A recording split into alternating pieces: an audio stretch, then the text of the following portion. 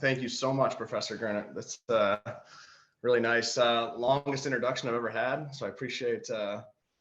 I appreciate the Air Force Academy inviting me to speak. It's a great honor. Thank you so much for all of your sacrifice and commitment. It's an incredible sacrifice to make at 18 years old, 17 years old, to decide to go to one of our academies. My brother was a Naval Academy graduate, and I know it's so much hard work, and I just thank you for that. As Jeremy said, I am in NASA's Office of International and Interagency Relations. I see I've already made a typo on my first chart. I said international and international. I'm finishing these up at around midnight last night, but we're at NASA headquarters in Washington, DC, and I didn't have a space background getting into NASA. I studied international relations and government in college, and it was funny growing up. We had one TV in the house, and my brother always wanted to watch Star Trek, and I always wanted to watch a baseball game or something. And now when I tell him about all these incredible NASA missions, he will say, "Oh, that was on Star Trek. You should have watched more Star Trek." But I really enjoy working here. And as Jeremy said, I started off working for a company on contract to NASA. And it was great because it gave me the opportunity to see all the different offices at NASA headquarters. And I really was interested in international relations. So I just applied on the USA Jobs website for my current job as a civil servant, and been doing this for about 12 years. So thank you. I just want to give a little background on the United Nations Committee on the Peaceful Uses of Outer Space. It was started at the dawn of the space agency, late 1958. The United States was one of the 18 founding member states, and now we're up to 100 member states. So it shows, obviously incredible growth for the committee, but it really shows how the world is now recognizing the importance of space in our everyday lives. I was looking at the GDPs of all of the member states, and a couple of years ago, the lowest GDP at the time was Burkina Faso, whose GDP was smaller than NASA's budget. NASA's budget is 0.5% of the overall US budget. But it was great. I mean, Burkina Faso participates. They gave a great presentation that year on how they use satellites to improve their agriculture. So it's kind of, it's a lot of words being spoken, but it's inspiring to participate in these meetings. COPUOS role, you see that on the second part. It's basically to enhance international cooperation. The committee has concluded 5 international treaties. The United States, we say 4 core treaties because we did not sign or ratify the 1979 Moon Agreement, but the 1967 Outer Space Treaty is kind of the framework treaty that we and all of our spacefaring countries use. State Department legal advisor Brian Egan said it was the cornerstone of an international legal framework for outer space that has enabled the exploration and use of space by an increasingly diverse range of actors serving a growing set of vital needs on Earth. And it's really great because it provides some flexibility, but it also enshrines the core principles that we operate by. And the other 3 treaties are the 1968 Rescue Agreement, the 1972 Liability Convention, and the 1975 Registration Convention, where the launching states have to register the objects that they are putting into space. As Jeremy said, I'm the head of delegation for the United States for the Scientific and Technical Subcommittee. It's one of the 2 subcommittees for COPUOS. The Scientific and Technical Subcommittee usually meets in February for 2 weeks. So I did that for 10 years in person in Vienna, Austria, and I was there in 2020, but didn't go in 21 or 22 because of pretty tight COVID restrictions in Austria. But the Scientific and Technical Subcommittee is great because you have more space agency representation among the countries, and it's a little bit less geopolitical discussions. So it's good to try to develop norms of behavior, and you can really talk more about space matters because you'll have the right experts in the room.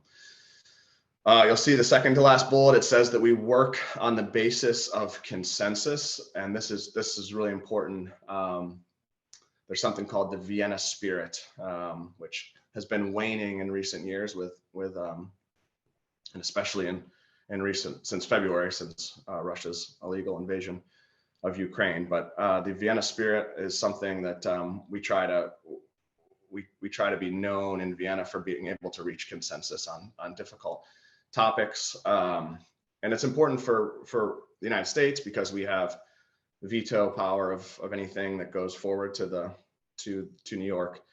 And in New York at the UN General Assembly, it's mostly majority votes, except for budgetary decisions. A lot of those decisions are 2/3 of the 193 UN member states. But in Vienna, at the committee and the subcommittees, it's consensus. And so sometimes a member state may introduce an idea for a resolution that doesn't line up with US interests, and we can just block that. Obviously, we don't want to use our veto power too much. We don't want to be isolated. We build consensus. We work with our allies in like-minded countries so that we're usually not alone and blocking something or moving something forward. But NASA has been involved with UN COPUOS throughout our history. NASA was founded in 1958, and the committee was founded in 58, and we've been working together since that time. And I also meant to say that I look forward to questions at the end. I'm sure you guys will be able to stump me, but I look forward to that dialogue at the end of the talk. These are just high kind of overarching goals for the United States at COPUOS, strengthen US space leadership. So obviously expanding our international cooperation. NASA, we have a long history of international cooperation. It's in our organic statute in 1958. It says cooperation with other nations and groups of nations in the peaceful exploration of space. It was a key element in our initial legislation, and we have over 800 international agreements active with more than 100 countries. Obviously, most of our international agreements are with about a dozen countries, but we do have agreements with almost every country in the world. So it's pretty incredible. We're always talking about promoting commercial activity in space, and we've been doing that for a long time. I've been doing this for 10 years at the UN, and when we first did that, and we talked about in this committee, we talked about how important it was to enable commercial activity in space. A lot of countries pushed back, as you can imagine, quite vigorously. There's a lot of the government representatives in the UN want to keep things government, especially some of the countries in this committee, China and Venezuela and Cuba. They would argue that we shouldn't have private sector people speaking in the committee, but the United States has always tried to advance and encourage more commercial activity in space, and we've been successful in that, and you'll see widespread acceptance of that now. But it took a little while to get there.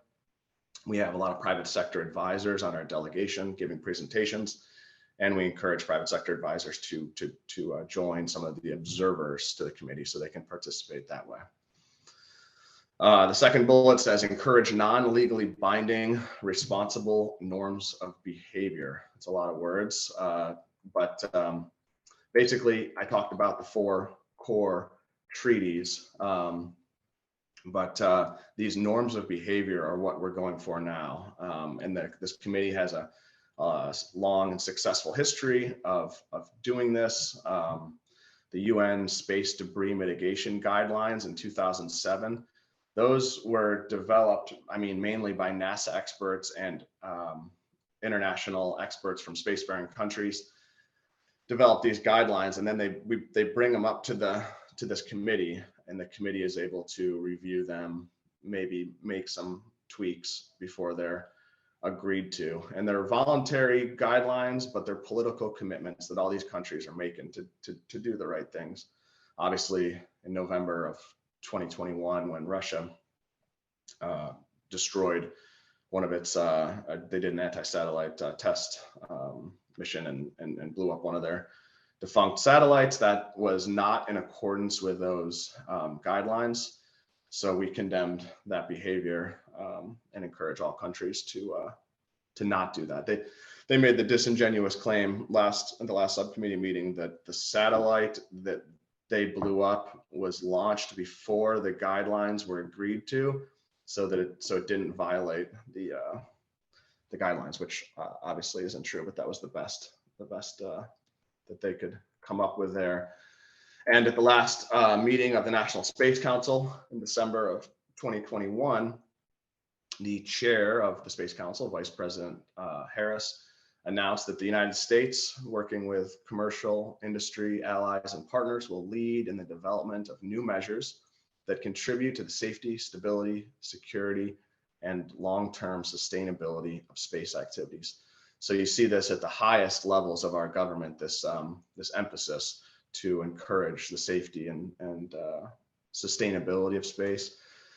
And there's this, have it there, the long-term sustainability of outer space guidelines. Those were started in this committee about 10 years ago, and it took 10 years to reach agreement on 21 guidelines.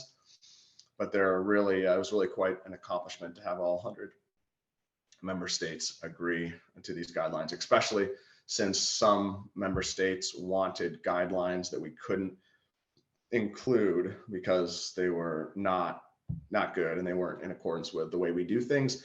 And they also, some of the guidelines that countries wanted to include were more focused on militarization or disarmament issues. And I forgot to say that in the last slide, but I mean, it's in the name, the Committee on the Peaceful Uses of Outer Space, but that's really important for what we do here. We're trying to talk about peaceful uses of outer space.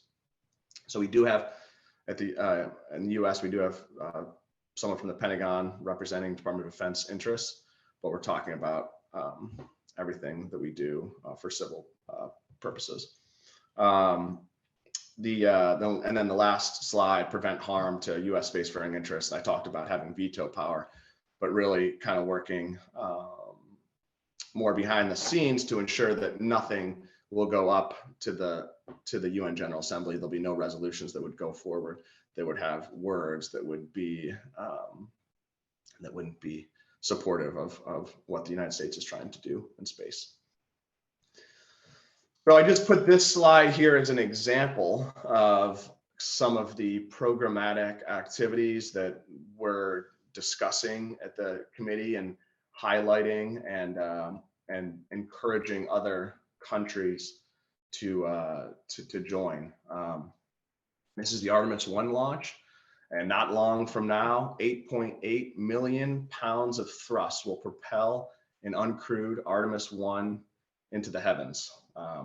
And after this 3-week journey of over 1 million miles, it will come home faster and hotter than any spacecraft has ever before. And we are, encouraging all countries to join us on this mission. And we're using the Artemis Accords that were developed by the United States and our partners to set the norms of behavior that we're going to use for the Artemis missions, and encouraging all countries to join us. I flagged this NASA Applied Sciences program, which is in our Science Mission Directorate. That a lot of what we're doing, of what NASA does and what the United States is doing in this committee is sharing information under these areas that is really helpful for all these countries to improve their everyday lives. Capacity building, there's a long-term sustainability guideline on promoting capacity building, and it's been successful where you have spacefaring countries holding more workshops and training emerging and non-spacefaring countries to do more with space. NASA has a program that we run with the United States Agency for International Development called SERVIR, where we have hubs all over the world, and USAID and NASA experts train local people to use NASA satellite data to help predict disasters, to improve their agriculture, monitor their air quality, and all these various things.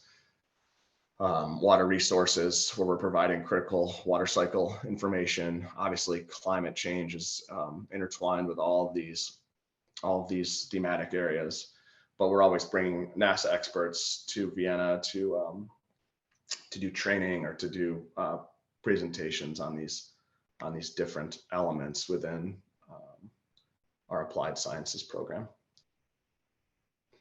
I just list this as a typical, to show a typical US delegation to COPUOS. And you'll see, I mean, practically the entire, US executive branch on here. We have representatives from the State Department, Defense Department, NASA, Department of Energy, NOAA, USGS, FAA, and then we have private sector advisors, which I mentioned earlier. We used to have, our private sector advisors used to have to come from these institutes like the AIAA or National Academy of Sciences, because we didn't want them representing one company, but instead talking about representing all of US commercial interests. But just recently, the State Department has come up with a process that will allow companies to join the US delegations representing their companies. So that'll be a new thing I'm looking forward to, where people will be able to speak more candidly about what their specific company is doing in different areas. So COPUOS agenda items. There's different agenda items, and I put the agenda items in bold, where the United States will deliver a statement. We deliver statements on almost all of the almost all of the agenda items. Space exploration and innovation obviously is a big one. The general exchange of views is also known as the national statement. It's usually delivered by our ambassador in Vienna.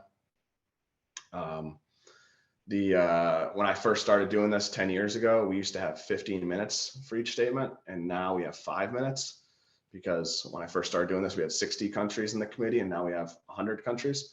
So it's really a quick thing, but it is a good way to share views, and then the views are then reflected in the final report of the committee.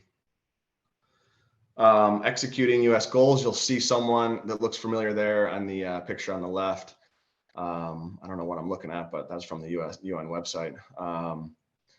And that's how the meetings used to be before COVID. Now everyone's masked up, but in the plenary, we make statements, we give technical presentations. And then there's various working groups, and the working groups are and expert groups. They're kind of they meet on the margins, we call it. So in various rooms on the outside of the main meeting room, and then they come forward and bring their findings and their reports to the main room to have all the countries agree with that text. There's a working group on nuclear power sources in outer space, which is pretty fascinating. It started in 1979, so it's been around a long time, but there's not many countries that use nuclear power sources in space. we at NASA rely heavily on them to enable deep space missions, and they're a key component of our Artemis mission to the moon and then onto Mars.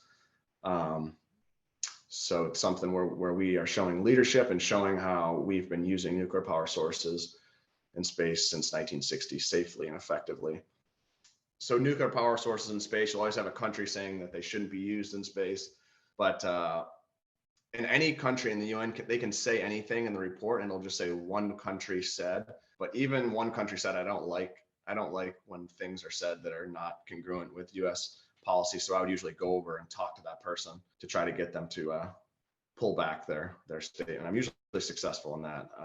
I'll talk about how they enable these incredible missions and show them pictures of Pluto that we were able to see from New Horizons, or these incredible findings from the Curiosity rover on Mars, and talk about how that, none of that would have been possible without using nuclear power sources in space. There's a near Earth object. There was a near Earth object action team looking at asteroids and protecting the world from those asteroids, and they developed these little international working groups outside of the UN. So there's a lot of great examples of how this committee is able to bring people together to kind of help attack some of these difficult problems where we really need the world to working together to achieve. Well, I've already talked about the long-term sustainability of outer space activities, but it took about 10 years to develop these best practices for the safe and responsible use of space. And these best practices are kind of things that the United States is already doing, but they're really helpful for emerging countries and non-spacefaring countries, especially to use as a frame of reference as they develop their space program. And they're a great example of the value of this committee and working together to develop these voluntary political commitments to do the right thing in space. This is small text. These are the 21 guidelines. These are just the titles. Under each one of these guidelines, there's pages of text on how we do these things. There's a couple of guidelines on space weather, developing space weather models and tools. You'll see on the left-hand side, promote and support capacity building. So some of these guidelines, I think about 11 of the 21 from the US perspective would be led by NASA. A couple are led by NOAA. Obviously, NOAA leads our operational space weather capabilities. Some are led by the Department of Defense, and some are led by the State Department. Right now, we're working on an implementation of these guidelines within the committee. So we in the United States are trying to put together kind of like little white papers and describing how we do these things, how we promote the collection, sharing, and dissemination of space debris monitoring info. And we have tons of information on this, so it's just kind of putting it together in a concise form that's digestible by the international community. The Artemis Accords, principles for a safe, peaceful, and prosperous future. You'll see 19, it will be 20 in about 2 weeks, 19 signatories of the Artemis Accords, which is exciting. Started off with 9, so there's been, and that was only last year, so we're seeing a lot of countries are joining the Accords, and they're excited about it. We just had Colombia sign. Colombia's vice president came to NASA headquarters. I was there for that. That was exciting to have an event in our auditorium again. It's just a lot of enthusiasm from countries that are joining these commitments. The Artemis Accords are a set of principles grounded in the 1967 Outer Space Treaty, by which signatories commit to behave in a rules-based, responsible way in their space exploration activities. The premise of the Accords is simple. They're based on universal principles that will enable the next generation of international partnerships for the exploration of the moon and beyond. principles like transparency, interoperability, and deconfliction activities and tackling orbital debris. Let's see. So the Accords do not answer every question, but they indicate each nation's commitment to start the conversation and bring us down a path that is more transparent, more predictable, and more rules-based. And obviously these Accords weren't developed in the committee, but we developed them with our partners, and then we bring them forward in the committee and encourage more countries to join. And there's actually, it's a successful model that we've used in the past. Whereas if you start something in the committee, if you try to have the committee develop something, it's a little bit more difficult with 100 countries, and some of the countries don't have representatives with space experts, so they may get caught up on some things that it can make it more challenging. So we've had a lot of success with orbital debris, and even with the LTS guidelines, where you get a smaller group together and they develop some of the guidelines and the text, and then bring it forward to the full committee to get their signature or approval. So thank you for inviting me, and thank you for choosing to serve our nation in uniform. As I said, hopefully I have some questions, and obviously I can talk more. I think I went a little faster than I had planned, but I can talk more about different activities that we've done in this committee. Great. Well, Mr. Conole, thank you so much. I really appreciate your presentation, and thank you for your time today and explaining all of this great work that the U.S. is doing over at COPUOS. But we do have two questions ready to go. They are both from Mr. Matt Ruane.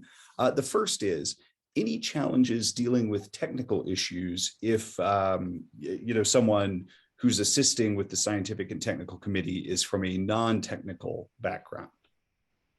Thank you for the question. So do you mean some of the technical nature of the discussions we're having on space? I'm thinking not like the connection in this hybrid environment. So I'll speak to the former. Well, I can speak to both, but so yes, there's definitely challenges from some of the countries that don't have a space background when you're discussing technical matters that can be difficult for lifelong space experts. One of the recent exchanges I had with one of the countries of the GRULAC, which is the group of Latin American countries, they kept talking about this treaty that they had banning nuclear weapons. And obviously, nuclear weapons are not allowed in the Outer Space Treaty either. But they were talking about it under our nuclear power sources agenda item, which the nuclear power sources that we use are different than nuclear weapons, and they're used to explore space and unlock mysteries of our universe. So I respectfully asked that they would not talk about their nuclear weapons ban under the nuclear power sources and outer space agenda item, and then they stopped doing it. So sometimes it helps just to have a discussion, an offline discussion, and it was a lot easier in the in-person environment. I'm actually going next week to Austria for the full committee meeting, so I'm looking forward to that, because so much of the progress that you make happens with the side discussions and not necessarily on the. Well, you'll deliver the statements, and then you'll have countries come over to you and ask questions about a certain element. One of the cool statements we give at the full committee is called spin-off benefits, and we highlight 3 of the thousands of spin-offs. So inventions that were created because that statement in Vienna, I always get questions from member states. One of the inventions was it was had helped hear heartbeats of people that were trapped underground up to 50 feet. And it was based on NASA technology, and China was interested in that. They I think they have more buildings collapse where they have people trapped sometimes. So they were trying to get a lot of information on that. But that's always one of our inventions had to do with a water purifier that was developed based off the technology that the astronauts use on the International Space Station, and had a couple developing countries wanting more information on that. So I'm looking forward to getting back in person. There have been technical difficulties with connecting people from developing countries, especially. I go to the office to do those meetings, and it's you're not on Wi-Fi. You're hardwired in, so that's good. And I would be at the office today. I had COVID. Finally got COVID last week, but recovering well, and looking forward to re-entering society in a day or two. Second question from Mr. Uwain. He writes, it seems to me that the engineering, physics, national security, and commercial business cases need to inform the rules of the road in space with respect to things like debris mitigation, space situational awareness, space traffic management, etc. The International Organization for Standards, ISO, and International Telecommunication Union, the ITU, are existing orgs that have established processes to advance these equities. What are your thoughts on that? How do you see this kind of intersection of these different kind of constituencies and the ways in which they might inform, right, creating these rules of the road? That's a great question. Yes. I should have said that this committee is certainly just one of many multilateral fora that we use in the United States to develop guidelines and best practices and norms of behavior for all those different areas that were mentioned. The International Standards Organization has been around longer than the committee. I think 1947 it was founded, and it, just like this committee, that it's working to develop these voluntary best practices. And they're an observer to the committee, so they give a lot of presentations, and they participate in these committee meetings to share what they've developed for best practices in different areas, so that they can inform our discussions in this committee. You'll see like Space Policy Directive 3 that was promulgated during the last administration. It talks about the United States commitment to working with different multilateral groups, and it mentions COPUOS, it mentions ISO, I think it mentions ITU. ITU obviously is the International Telecommunication Union that's part of the United Nations. They are also an observer to this committee, but they have their own activities. NASA participates actively in those ITU discussions. They're a little bit, the ITU is focused on spectrum work and a lot of other areas, but this COPUOS is more kind of overarching and looking at space debris. But they, there's a ton. I mean, the WMO, the WHO, all these kind of international. There's a lot of UN based, but there's also other international organizations and bodies that we use to promote U.S. interests and to promote the way that we do things, so that that the world can do things safely and responsibly. And we obviously, NASA, we work closely within ISO. But he's right that the person who asked the question is right, that it's a long-standing process that goes through so many different stages at ISO until it finally becomes its own document. It's the final document. Another question from Major Brian Green. Major Green asks, what do you think of Sino-Russian space cooperation plans? And can you speak to perhaps how the US might be addressing such things in COPUOS? I know that's not necessarily perhaps the forum, so maybe two different questions, but what do you think of Sino-Russian space cooperation? Yeah, that's a good question. I mean, in terms of Russia,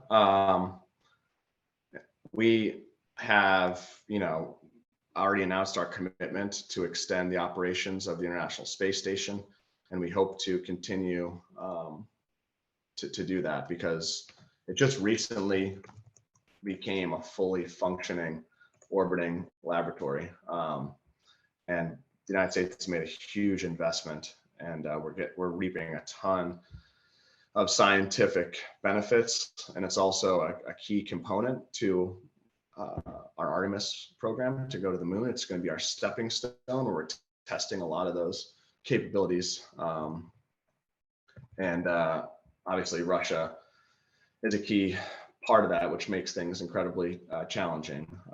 They provide a critical capability on the space station. So we work to protect our equities in the work that we're doing with them.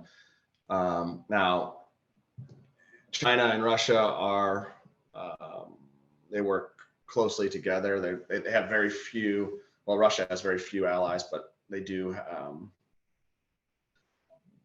produce white papers and things with China. They announced this lunar research base recently. I'm not sure, I think it's a ways out, but it's still a sign of their close cooperation and their plans to work together. So it's really important from a U.S. perspective that we are able to grow our partnerships with the European Space Agency and with Japan, South Korea, and all of our so many of the countries we work with, so that we're able to continue doing what we're doing and doing more. Obviously, NASA is by law can't work with China bilaterally. Obviously, we participate in multilateral fora with them, and this COPUOS is one example where we do work, with China in this committee, but we're still under that law that doesn't allow us to do any bilateral cooperation with China. Yeah, and so, sir, follow-up question from Major Green, which you already somewhat touched on with respect to the International Space Station. Do you see the current conflict in Ukraine as presenting perhaps a significant problem with respect to further cooperation with the Russians on the ISS or kind of other joint civil space sort of matters between Roscosmos and NASA? Yes, I mean, it's troubling. It's very troubling. And obviously the United States government has taken a incredibly strong stance in terms of all the sanctions and aid, sanctions on Russia and the aid we're providing to Ukraine. And I'm so glad to see Ukraine as one of the Artemis Accords signatories.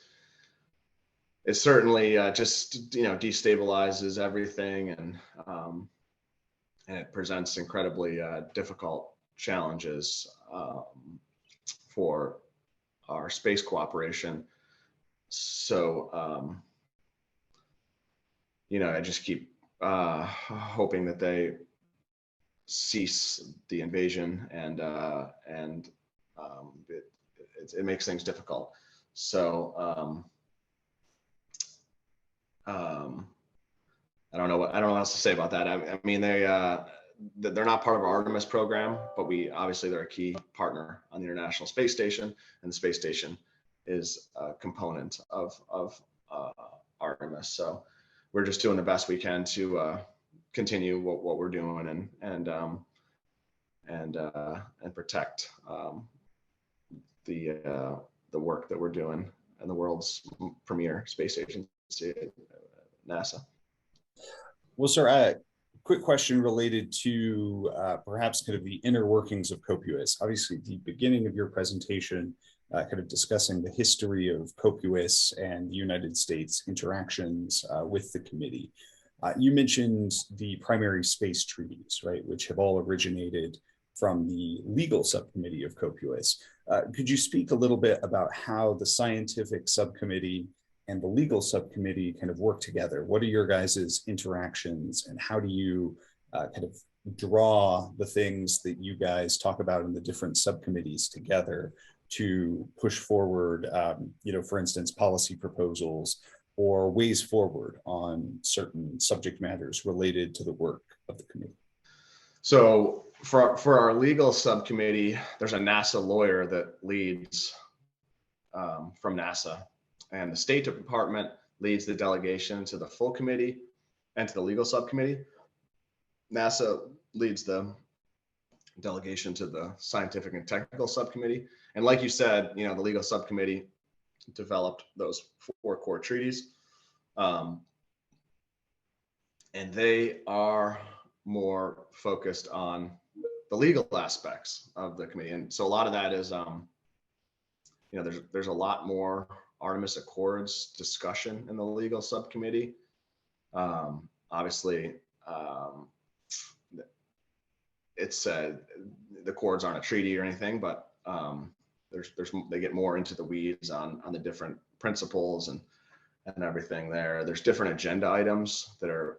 One of the agenda items is focused on the treaties, where you provide an update on what you're doing under those treaties.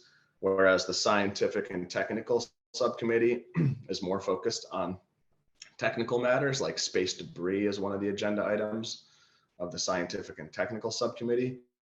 And we try to keep them separate.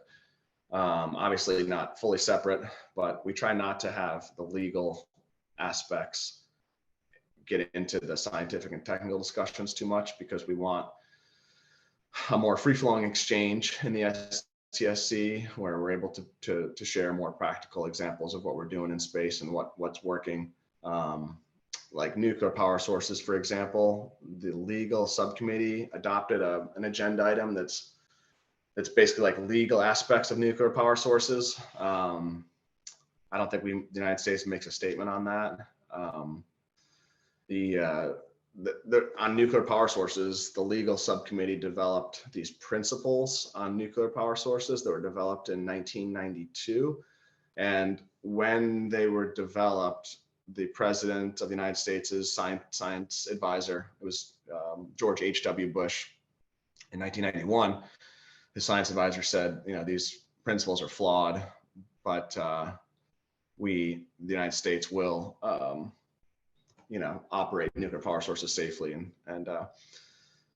but trying to redo those principles, it's in the legal subcommittee would be the reward wouldn't be worth the risk. The risks presented by all, there's 100 member states, Iran, China, all these. So we say we follow the spirit of the 1992 principles. The spirit is to effectively and safely utilize nuclear power sources. And then we demonstrate how we do that in the Scientific and Technical Subcommittee, but we don't really discuss nuclear power sources in the legal subcommittee. So there is some separation, but then there's also some continuity, as since the Scientific and Technical Subcommittee and the legal subcommittee feed into the full committee. But the legal part is really, it's led by the State Department legal advisor, a lawyer. The NASA representation is a lawyer. It's a very lawyerly discussion, whereas the Scientific and Technical Subcommittee is more space agency experts and policy discussions. A quick follow-up on that question, granting what you said about trying to keep the subject matters of the two subcommittees distinct, it does seem that with respect to kind of scientific and technical aspects of outer space operations, there are these undefined, right, legal principles that sometimes come into play, right? What does due regard mean from Article 9 of the Outer Space Treaty? What is, right, harmful interference? Granting the fact that I imagine that probably NASA delegation to the Scientific and Technical Subcommittee, right, you don't want to necessarily get into definitions of these terms in a legal sense. How do you address discussing those sorts of things, harmful interference, due regard to others, with respect to kind of the scientific and the technical aspects of the things you're discussing? So we, every time we participate in a subcommittee meeting or a committee meeting, we develop a guidance cable. The guidance cable is, kind of like our constitution that we have to follow while we're on the ground in Vienna. And it's reviewed by lawyers at every agency. It's reviewed by the White House, the National Space Council, the National Security Council, Office of OSTP, Office of Science, Technology, Policy. So all of the government is reviewing the text that we put into these documents, and we follow them. In some areas, it'll say if this gets pushed, if this gets asked or pushed too much, you have to go back to Washington. And you'll hear that from a lot of countries. We have to check back with Capitol on this, and we'll get back to you. But in terms of those difficult those topics you mentioned, due regard, harmful interference, that are in the Outer Space Treaty and also in the Artemis Accords, we try to proactively provide statements and presentations that kind of define them, that will offer the U.S. view on those topics. And then when you get, Outer Space Treaty has more than 100 countries that have ratified the treaty. I should know that. I should know exactly how many. And now with the Artemis Accords, you have, when France signs in about 2 weeks, that'll be 20 countries. It's great because you have countries that are agreeing with your definition and your view on those areas. So like a couple of the Artemis Accord signatories actually signed the Moon Agreement, which they had to have internal legal discussions to determine whether or not the signing the Moon Agreement was in conflict with joining the Artemis Accords. Australia and I think Mexico. And it took a little while for them to get there, but we're glad that they were able to join the Accords. That's a really good question, and I think a lawyer would have been able to answer it better than I did, and that's why we have lawyers reviewing our documents and leading our delegation to the legal subcommittee. No, thank you so much for inviting me, and thank you for everyone's interest in this. It's kind of we like to say it's one of the more populated committees in terms of member states. Obviously, there's a lot more member states participating in the Committee on the Peaceful Uses of Outer Space than the Security Council, but it's one of the least known UN committees. So I appreciate the opportunity to be able to talk about the UN Committee on the Peaceful Uses of Outer Space and all that we're doing. And I really appreciate everyone's interest. And I hope to be able to get out to the Air Force Academy in person maybe next year. I hear it's beautiful. So thanks again.